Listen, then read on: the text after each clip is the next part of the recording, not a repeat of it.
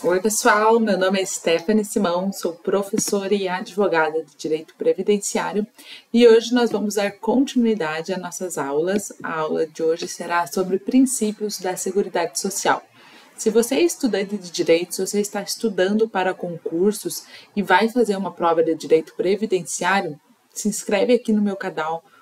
Coloque suas dúvidas nos comentários para a gente trocar ideias e saiba que eu vou estar sempre trazendo informações de qualidade e atualizada aqui para vocês, tá? Então vamos lá.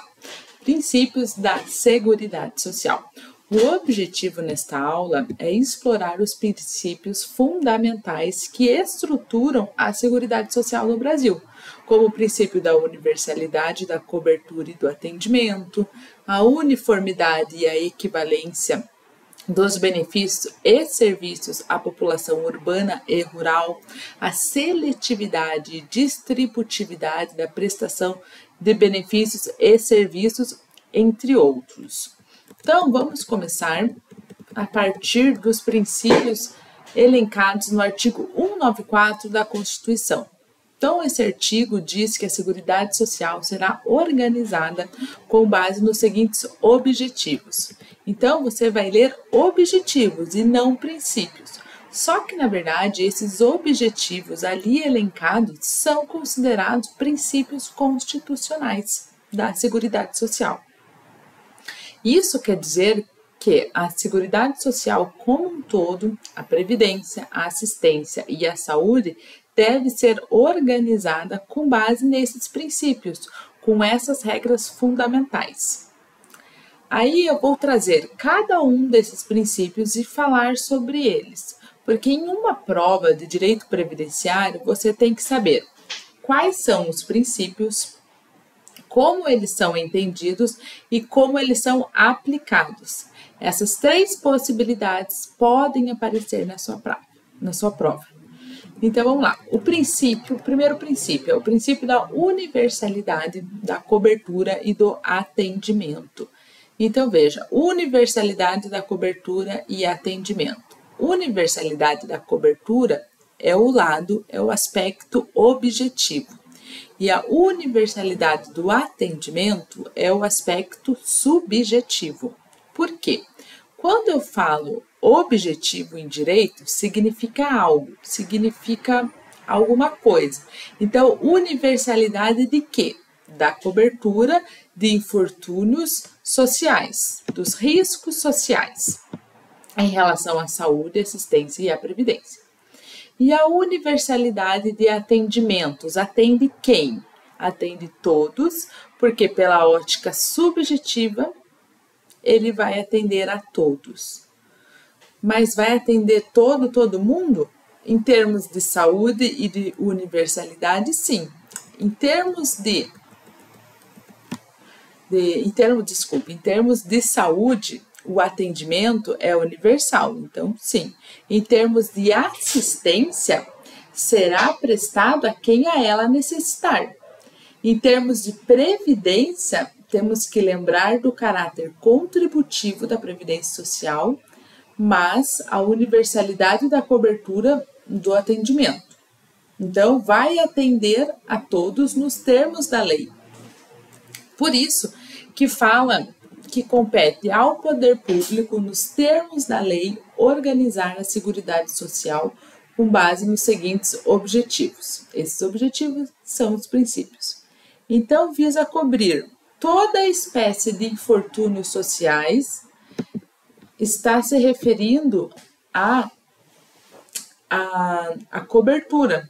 Então, está se referindo a todos aqui no Brasil. Por exemplo, uma pergunta na prova: é possível conceder o benefício de assistência de um salário mínimo a um estrangeiro? Sim, desde que ele resida no Brasil. Ora, é possível conceder o auxílio por incapacidade temporária a um brasileiro que esteja no exterior? Sim, ele pode estar lá na condição de segurado obrigatório da Previdência Social, ou também pode estar lá e querer estar contribuindo, como contribuinte facultativo.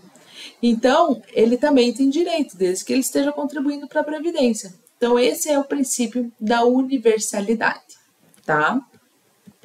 Outro princípio é o princípio da uniformidade e equivalência dos benefícios e serviços à população rural e urbana. Esse princípio é considerado um dos maiores avanços da Constituição de 88. Por quê? Porque ele colocou o grau de equivalência à população rural e urbana, que vão ter os mesmos tratamentos. Mas aí vocês podem questionar, como que vai ter o mesmo tratamento se o trabalhador rural pode se aposentar com uma idade menor? Não é isso que a Constituição diz? Bom, vamos analisar esse princípio da uniformidade e equivalência. Quando a gente fala em uniformidade e equivalência, significa que vamos tratar igualmente a quem se encontra em situação semelhante e diferente os desiguais. Veja, a população rural se aposenta? Sim. A população urbana se aposenta? Sim. Só que a especificidade do trabalho rural, a própria Constituição determina que a idade do trabalhador rural se aposentar seja menor. Isso não afronta o princípio da uniformidade e equivalência, principalmente da equivalência dos benefícios e serviços de acordo com a realidade de cada trabalhador. Tá? Então, a gente tem que sempre verificar, mas o trabalhador rural, ele se aposenta antes. Tudo bem, mas a gente tem que ver a realidade do trabalho dele. Isso não significa que está afrontando algum princípio, muito pelo contrário. Ele está equivalendo para conseguir trazer o direito ali para todos, de uma maneira igual, tá? O próximo princípio é o princípio da seletividade e distributividade nas prestações de benefícios e serviços. Seletividade, selecionar, é escolher. Você pode falar, eu escolhi dentre tantas universidades a Universidade X. Você escolheu essa porque ela atende os seus parâmetros, porque ela tem o que você busca e você entendeu que dentro das suas necessidades, aquela ali seria a melhor. Isso significa seletividade, isso significa escolha. E esse princípio é observado, ou melhor dizer, ele tem que ser observado na organização da Seguridade Social. O legislador, diante de todos os infortúnios sociais que devem ser cobertos, muitas vezes ele deve escolher as contingências mais necessárias, mais urgentes. Eu costumo dizer que o princípio da universalidade da cobertura e do atendimento busca a seguridade social ideal. Todos os infortúnios sociais cobertos, todos os beneficiários atendidos. Só que o princípio da seletividade vem para frear o princípio da universalidade. Ele funciona como um contrapeso. Por quê? Porque muitas vezes nós não temos recurso suficiente para cobrir todos os infortúnios sociais e as contingências sociais. Então, o que o legislador faz? Escolhe. Ele precisa escolher aqueles benefícios e serviços mais urgentes e mais necessários. Por exemplo, o salário família é um benefício que não contempla todos os segurados, nem mesmo todas as categorias. São só os segurados baixa renda, segurados empregados, empregados domésticos e trabalhador avulso. Por quê? Entendeu o legislador, tanto o constituinte quanto o legislador ordinário, que seria um benefício para o segurado de baixa renda. Então, ele escolheu um benefício e vai distribuir para quem mais necessita. Então, o princípio da distributividade consagra que, após cada pessoa ter contribuído com o que podia, dá-se a cada um de acordo com a sua necessidade. Eu, enquanto empregada, contribuo para a Previdência Social, mas eu não tenho direito ao salário família. Então, o bolo das contribuições é utilizado para pagar os benefícios, mas na distribuição do benefício, prima-se aquele que mais necessita. Então, salário família, o auxílio reclusão, que é devido ao dependente do segurado de baixa renda, são dois benefícios que são exemplos clássicos da aplicação do princípio da seletividade, da distributividade da prestação de benefícios e serviços da Seguridade Social. Então, ele visa toda a Seguridade Social. Agora, vamos para um exemplo de previdência e não de assistência. O Constituinte escolheu o benefício de prestação continuada a quem? O BPC. É as pessoas com deficiência ou pessoa idosa que não tem condições de prover a sua manutenção ou de tê-la provido por sua família. Portanto, o Constituinte selecionou quem vai receber esses benefícios, através de quem mais necessitar. Tá? Vou colocar aqui então. Estou aproveitando, já fazendo um resumo também para vocês. Próximo princípio, o princípio da irredutibilidade do valor dos benefícios. Aqui nós temos a irredutibilidade do valor do benefício, mas o que traz esse princípio? O que ele preceitua? Que haverá nenhuma redução no valor nominal do benefício, no valor numérico do benefício. É diferente de redução no valor real. Em termos de Seguridade Social,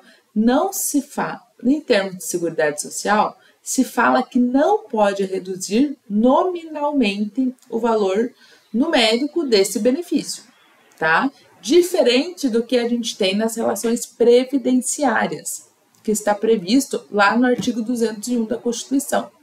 Olha, a redução real do benefício significa diminuir o poder aquisitivo do segurado. E isso a Constituição não permite. Ah, mas professora, a gente vê os benefícios estão cada vez menores. Por que isso acontece, né? Então, por exemplo, o aposentado, você tem que sempre pensar assim, o segurado recebia R$ 2.500. Ele passou a receber R$ 2.000? O valor diminuiu? Não. Então, está obedecendo o princípio da irredutibilidade do valor dos benefícios. Não houve diminuição no valor nominal. Agora, o aposentado recebe R$ 2.500 e teve um aumento de 5%. Então, veja só, R$ 2.500 mais o reajuste pelo índice da lei de 5%, R$ 125. O valor dessa aposentadoria já aumentou para R$ 2.625.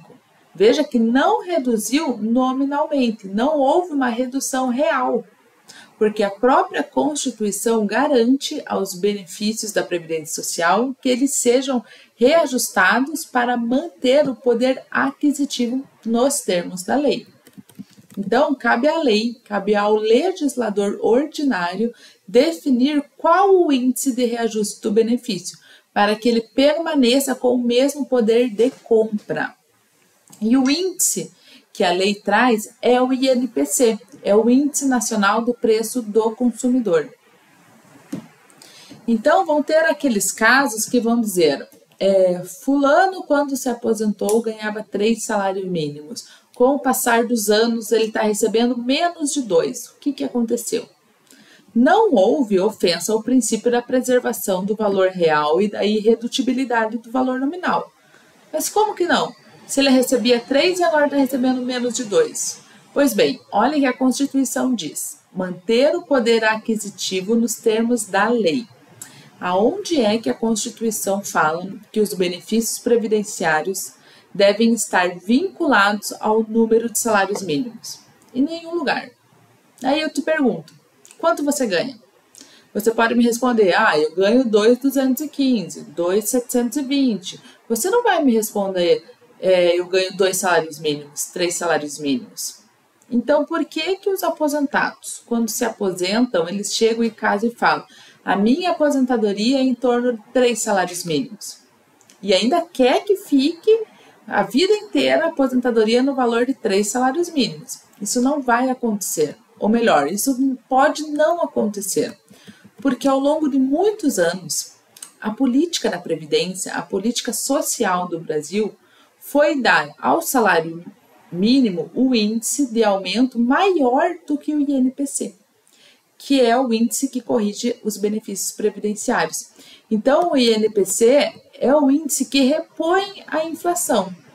Então, o que acontece? A sensação que o segurado tem, que o aposentado, o dependente tem, é que o benefício dele diminuiu, porque ele vinculou por conta própria o valor da sua aposentadoria aos salários mínimos.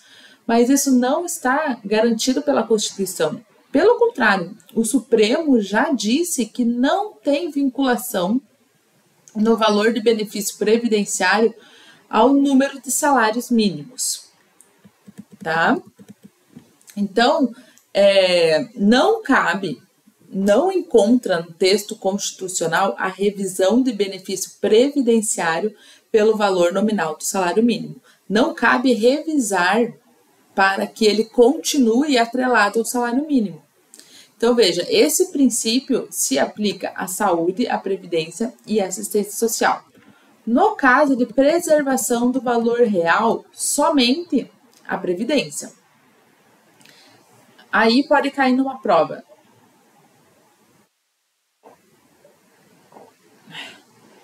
Quando a previdência, por meio da análise, verifica um erro administrativo na concessão de um benefício, ela pode passar, então, a ter um valor menor, diminuir o valor desse benefício? Isso ofende o princípio da irredutibilidade? Não, porque o valor correto é o valor menor. Se alguém se aposenta com R$ 2.200, aí a Previdência, 3 anos depois, analisando, viu que aquele benefício concedido no valor de R$ 2.200, na verdade está errado, o valor correto é R$ 1.800. Houve redução nominal? Não.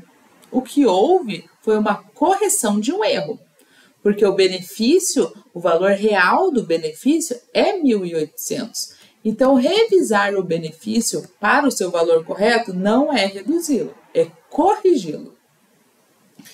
E ao contrário, se eu ganhasse R$ 1.800 de aposentadoria corretamente e de repente aplica-se o índice negativo para diminuir o valor para R$ 1.700. Isso sim está errado. Isso não pode acontecer.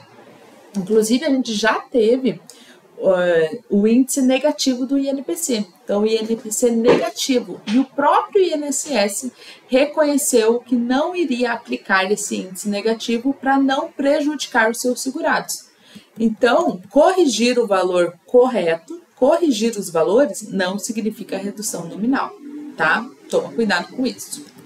Vamos lá, próximo princípio. Princípio da equidade na participação do custeio. Custeio de quem? Da Seguridade Social. Equidade, o que lembra essa palavra equidade? Nos traz um sentimento de justiça, de igualdade. Aplicar a equidade é aplicar a forma justa. Então, veja, equidade na forma da participação do custeio. Então, quem for custear o sistema da Seguridade Social, esse custeio, esse financiamento deve ser o mais justo possível. Essa justiça tem por trás 2 princípios, da isonomia e da capacidade contributiva. O da isonomia é tratar os iguais de maneiras iguais e desigualmente os desiguais. E o princípio da capacidade contributiva tem mais capacidade, é aquele que diz que quem tem mais capacidade de contribuir deve arcar com um ônus maior. Tá? O princípio da equidade, ele está muito claro na sua forma de participação de custeio da Seguridade Social. Um exemplo a gente vê no artigo 195 da Constituição, onde ele diz que as contribuições as contribuições sociais previstas no inciso 1 do caput desse artigo poderão ter alíquotas diferentes em razão da atividade econômica. Então, veja, aqui as alíquotas diferenciadas são para as contribuições sobre a folha de salário, receita e sobre o lucros. São essas contribuições em que a Constituição permite a alíquota diferenciada. Agora, a base de cálculo diferenciada somente sobre as contribuições incidentes sobre a receita e o lucro. o que me leva a crer, o que me leva a entender que não há possibilidade de termos base de cálculos diferenciada para contribuição incidente em folha de salário e demais rendimentos. Inclusive, é o que a reforma trouxe. E a própria emenda diz o seguinte: aqueles que tinham alíquotas diferenciadas antes da emenda pode continuar, o que não pode é praticar dali para frente em outras condições. O que está em vigor, então, continua. Ainda sobre o princípio da equidade, ele é visto na própria contribuição do segurado. O empregado contribui com uma alíquota bem menor do que o empregador.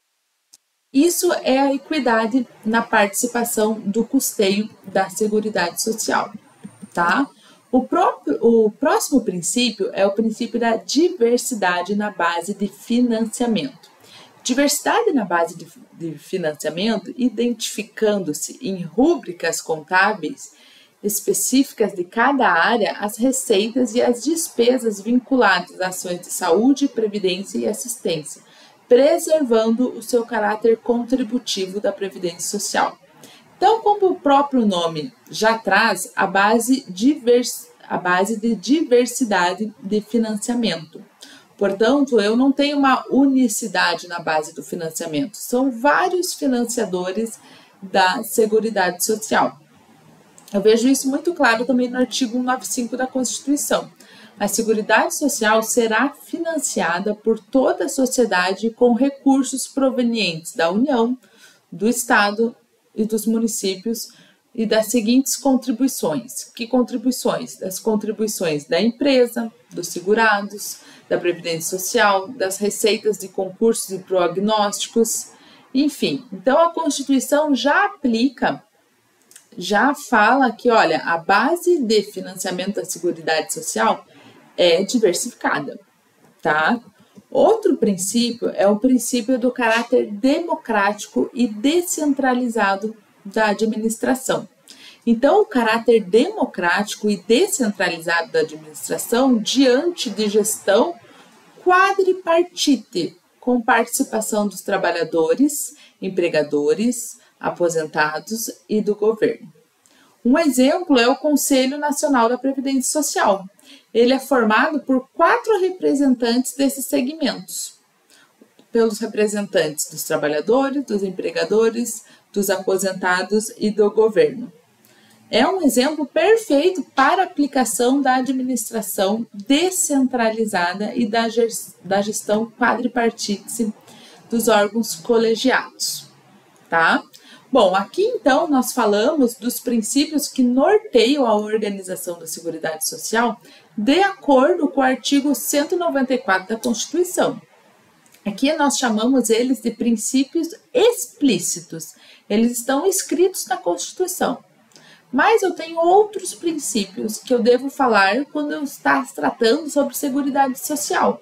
São princípios implícitos que, apesar de não estarem expressos na Constituição, as suas ideias fundamentam a Seguridade Social.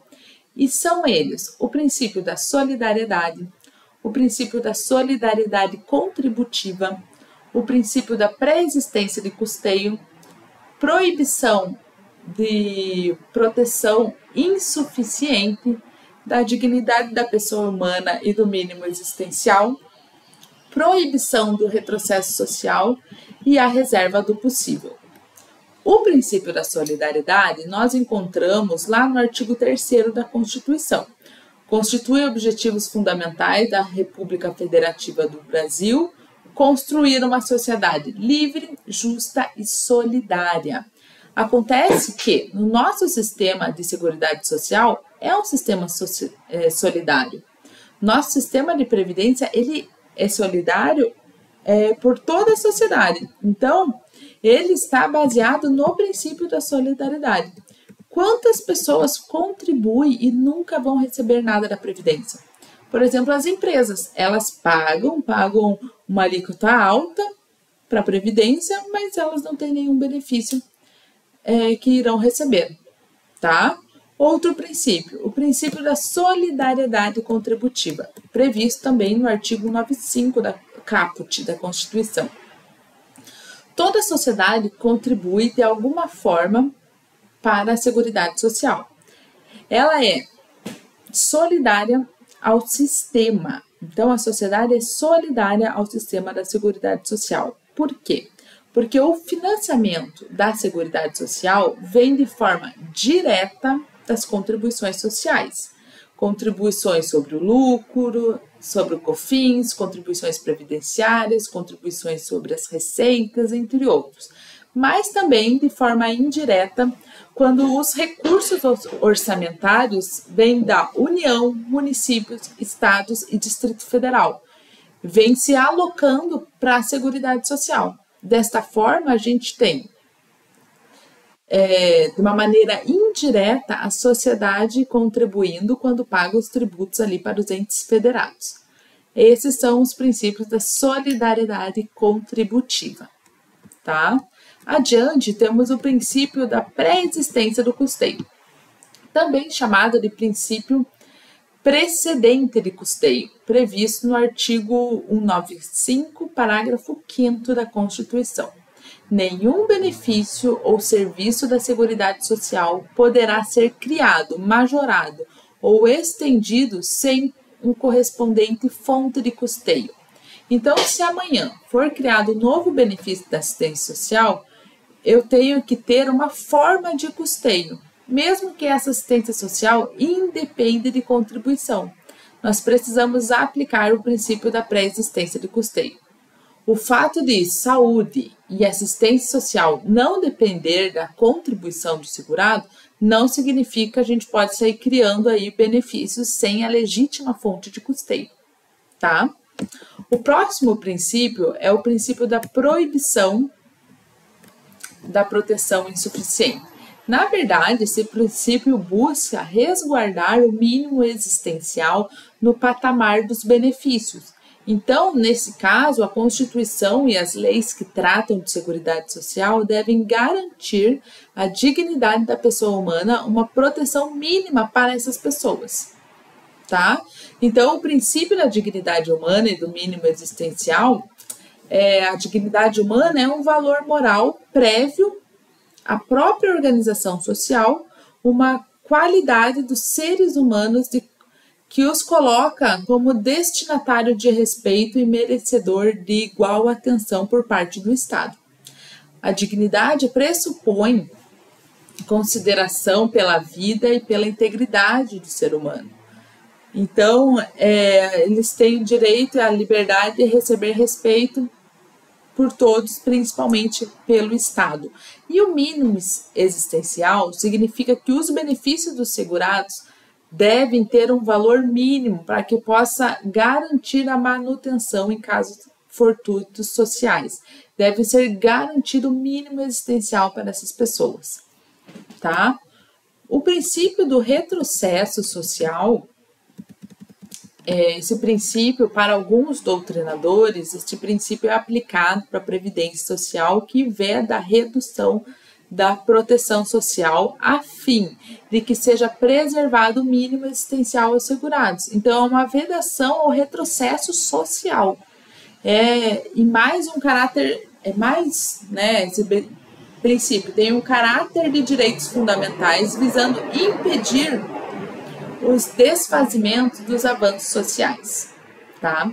E o princípio da reserva do possível. Esse princípio é utilizado para evitar aumento dos benefícios. Embora a Seguridade Social deve garantir o mínimo existencial, ela deve garantir dentro da reserva do possível, dentro ali das possibilidades orçamentárias. E temos também, então esses aí que a gente falou todos agora foram os princípios implícitos, tá? Então nós temos os princípios escritos, expressos na Constituição, e os outros princípios que são construídos e aplicados para a Seguridade Social. A doutrina e a jurisprudência vai construindo junto os princípios da Seguridade Social, tá? E assim a gente finaliza mais uma aula de princípios da Seguridade Social.